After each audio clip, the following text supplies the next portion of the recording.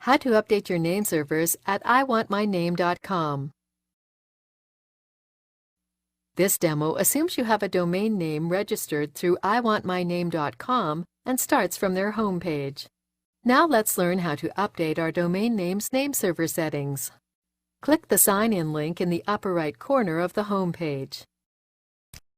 Log in with your email address and password. Click the Domains link to locate your domain name. Then select the domain name you want to manage.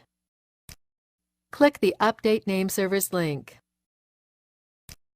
Then enter your new name servers and click Update Nameservers.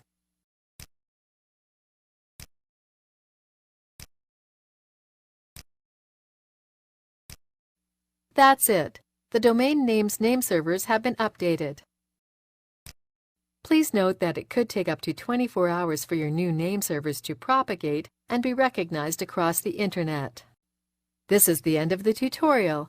You now know how to update your domain name's name server settings at iwantmyname.com.